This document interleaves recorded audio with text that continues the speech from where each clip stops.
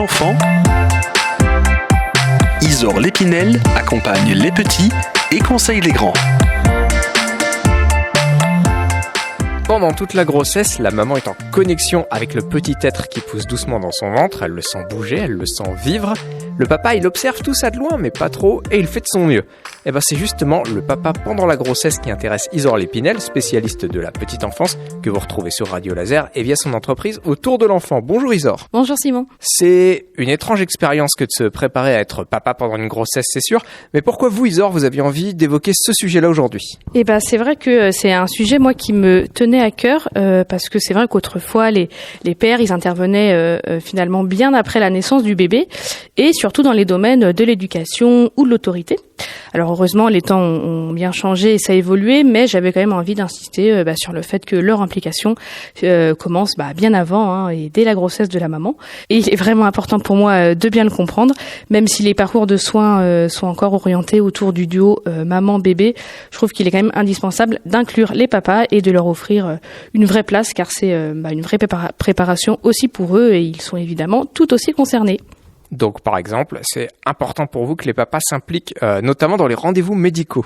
Oui, bien sûr, les consultations parce qu'entre les consultations chez la gynécologue, les échographies, les cours de préparation à l'accouchement, ça fait un bon nombre de rendez-vous tout au long de la grossesse, puisque la santé de la maman et la croissance du bébé sont surveillées tous les mois, et c'est des moments importants aussi pour poser des questions et puis exprimer d'éventuelles inquiétudes. Et puis il y a un autre point aussi qui me semble important pour le papa et qui n'est pas toujours évident d'ailleurs, c'est de comprendre les bouleversements hormonaux, parce que quand le corps de la maman se transforme, il y a aussi la fatigue physique, psychologique et les sautes d'humeur qui peuvent aller avec. Et donc c'est assez éprouvant pour la maman qui a donc besoin du soutien du papa face à toute cette charge émotionnelle, et qui sera donc ravie de pouvoir compter sur des petites attentions pour sentir qu'elle n'est pas seule.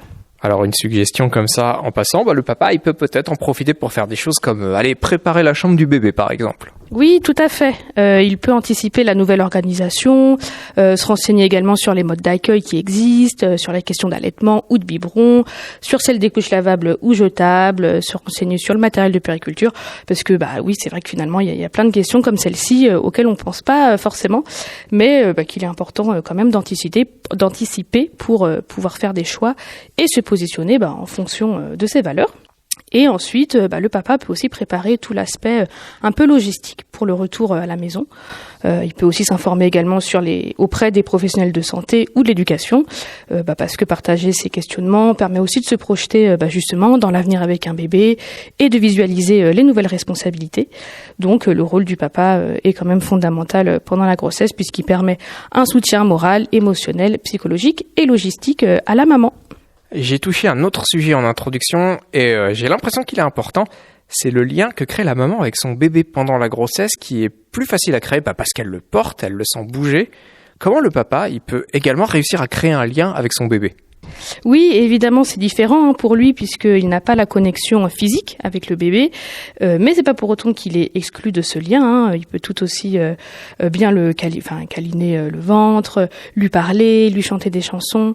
Même si la parentalité, c'est vrai qu'elle devient souvent plus concrète pour les papas à la naissance, c'est aussi comme ça qu'il commence à développer son instinct paternel, même si ça peut prendre parfois un peu plus de temps que pour la maman.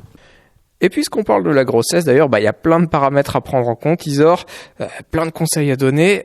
Est-ce que vous pouvez, par exemple, rapidement évoquer les démarches à faire à l'annonce d'une grossesse ? Parce que il y a tout un volet administratif.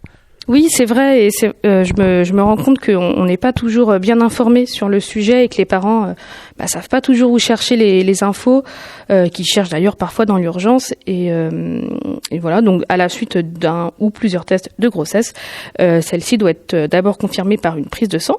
Donc les futurs parents peuvent donc prendre rendez-vous chez un médecin ou un gynécologue. Ensuite, ils doivent choisir un professionnel de santé. Alors, ça peut être un gynécologue ou un médecin généraliste spécialisé en suivi de grossesse, mais généralement, on choisit plutôt une sage-femme qui vous donnera un formulaire de déclaration de grossesse à remplir, qui sera envoyé à la CAF et à la CPAM. Et puis, ensuite, elle vous guidera dans les rendez-vous qui vont suivre, sachant qu'en tout, il y a 7 consultations prénatales obligatoires. D'autres démarches à prendre en compte dans tout ce processus quand le bébé va bientôt arriver ? Alors oui, vous pouvez aussi vous renseigner auprès de la CAF sur les droits et prestations sociales liés à la grossesse et à la naissance. N'oubliez pas non plus peut-être d'informer la mutuelle de la grossesse et de vérifier d'ailleurs la couverture des frais médicaux liés à la grossesse et à l'accouchement, et puis de choisir une maternité assez rapidement, et bien sûr de prévenir votre employeur. Et puis vous pouvez aussi vous renseigner sur les droits au congé maternité et paternité. Vous parlez des professionnels de santé, Isor, ceux qui jouent un rôle important dans le suivi de la grossesse. Une autre question qui peut se poser, c'est comment on choisit une sage-femme. Oui, les professionnels de santé et la périnatalité jouent vraiment un rôle important dans le suivi de la grossesse et même après d'ailleurs. Ils accompagnent vraiment la maman ou les deux parents dans tout leur parcours. Ils peuvent proposer un soutien émotionnel, un suivi psychologique.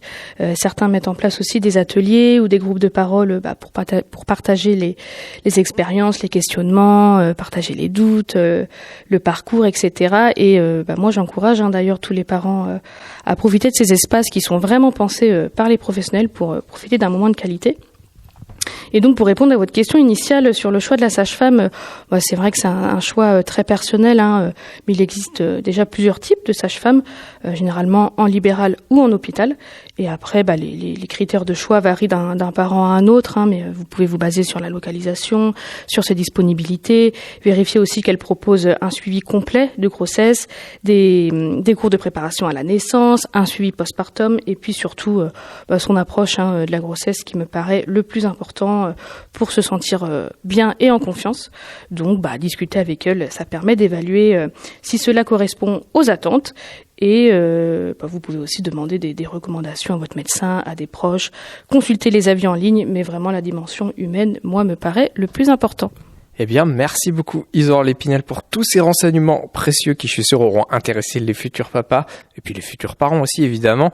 On se retrouve très bientôt, mais avant, laissez-moi vous dire que si vous avez pris cette chronique en cours ou si vous avez besoin de réécouter une des informations qu'on a données, elles vous attendent toutes sur radiolaser.fr dans le podcast Autour de l'enfant. Et Isor, on se retrouvera le mois prochain pour un épisode estival spécial vacances. Merci.